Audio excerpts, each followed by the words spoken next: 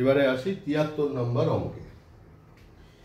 তো 73 নম্বর অঙ্কে কি বলছে? Debtors 60,000, prepaid expenses 4,000, stock 40,000, cash at bank 20,000, creditors bank overdraft দিয়েছে।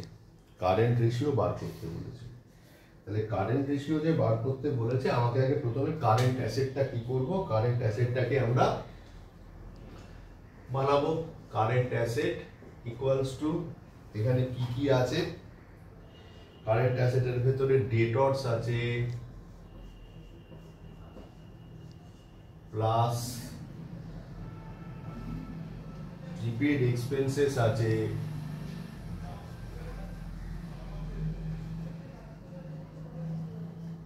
প্লাস স্টক আছে প্লাস ক্যাশ অ্যাট ব্যাংক আছে,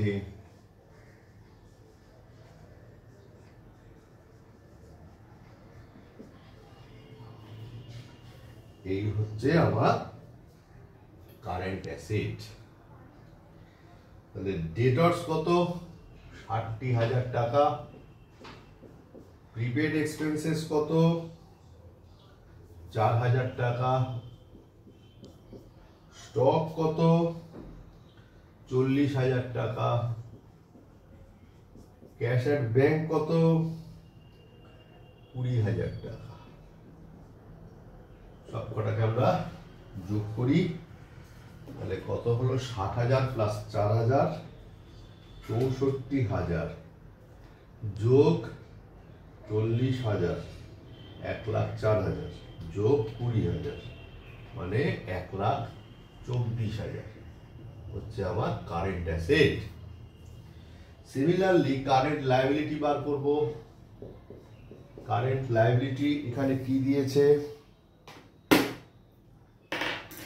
কারেন্ট লায়াবিলিটি এখানে বলেছে ক্রেডিটার্স আর bank overdraft. Creditors plus bank overdraft হলো।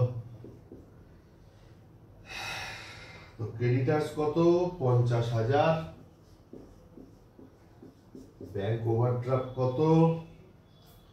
12,000 মানে 62,000 হলো। আমাকে এবার কারেন্ট রেশিও বার করতে বলেছে।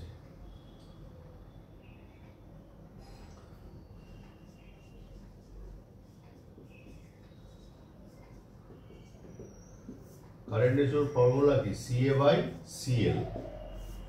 তার মানে কারেন্ট অ্যাসেট কত? 1,24,000 আর হচ্ছে 62,000।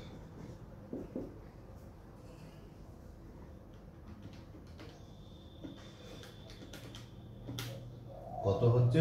4:1। অ্যান্সার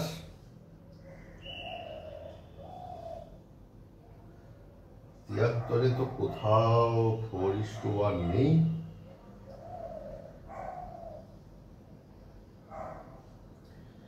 একবার যোগটা দেখা যাক। 60,000 যোগ 4,000 64,000, 64,000 যোগ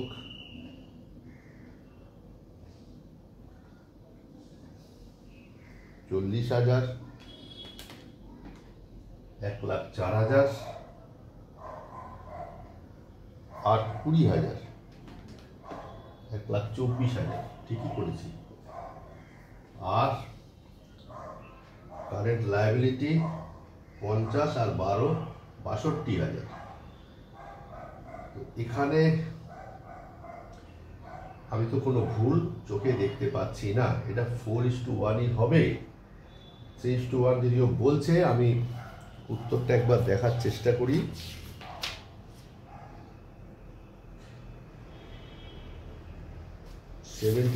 বি অ্যান্সার দিচ্ছে, কোনো মতেই হচ্ছে না। 60 আর 4 64, 64 আর 40-এর 1,04,000, 1,04,000 আর 20 1,24,000 আর ওদিকে 50,000 আর যোগ 12,000 হচ্ছে গিয়ে 62,000। ক্রেডিটার্স আর ব্যাংক ওভারড্রাফট।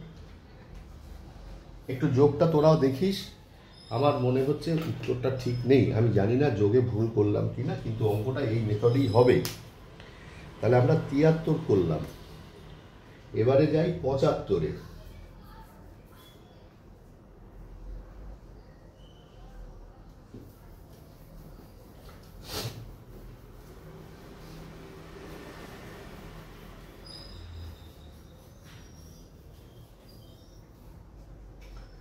পঁচাত্তরে কি গল্প বলেছে? If current liability 1.5 lakh, current ratio 3:1, তাহলে current ratio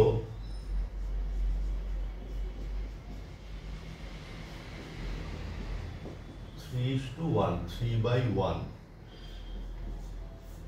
current asset divided by current liability is equal to 3/1. Current asset কত আছে তাহলে এখানে দেখি। এখানে কারেন্ট অ্যাসেট, আমাকে কারেন্ট অ্যাসেটটাই বার করতে বলেছে, ভালো কথা, কারেন্ট অ্যাসেটই বার করতে বলেছে, তার বিনিময়ে আমাকে কারেন্ট লায়াবিলিটিটা দিয়ে দিয়েছে। কারেন্ট লায়াবিলিটি কত দিয়েছে? 1.5 লাখ।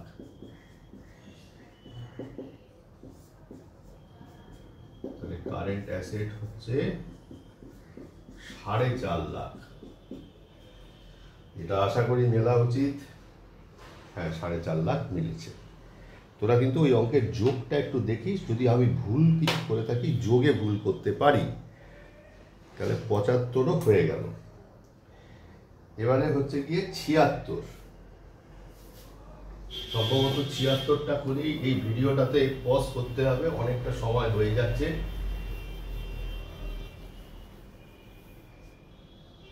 ছিয়াত্তরে কি বলছে? কারেন্ট লায়াবিলিটি বলেছে 3 লাখ, কারেন্ট লায়াবিলিটি বলেছে 3 লাখ, ভালো কথা। অ্যাসিড টেস্ট রেশিও বলেছে 1:1, acid test ratio 1:1। Acid test রেশিওর ফর্মুলা কি? Quick asset by quick liability 1/1। Quick asset মানে কি? Current asset minus stock, prepaid আর এখানে লিখলাম না। আর কারেন্ট লায়াবিলিটি মানে current liability minus bank overdraft, ঠিক আছে? আচ্ছা, কত নম্বর করছি জানো? 76। আমাকে এখানে লিকুইড অ্যাসেট বার করতে বলেছে, তাই লিখলাম 1:1। তাহলে আমার এখানে current asset minus stock, stock nil, current liability সেও নীল, সেও 3 লাখ, ব্যাংক ওভারড্রাফট নীল, 1/1। তাহলে সেক্ষেত্রে কি হবে? কারেন্ট অ্যাসেট মাইনাস নীল মানে কারেন্ট অ্যাসেট, 3 লাখ মাইনাস নীল মানে কারেন্ট লায়াবিলিটি। তাহলে বজ্র গুণন করলে সিএটাও কি হবে? 3 লাখ টাকাই হবে। 1, 2, 3, 4, 5। কত আছে? 76-এর বি অ্যান্সার হওয়া উচিত। দেখো বিতেই আছে, 76-এর বি দেখা যাক। 76-এর বি রয়েছে। তো ব্যাপারটা হচ্ছে মোটামুটি এই ভিডিওটা এখানেই শেষ করলাম। আরও কিছু রয়েছে, আশা করছি আর কিছুক্ষণের মধ্যেই আমরা পুরোপুরি শেষ করে উঠতে পারবো।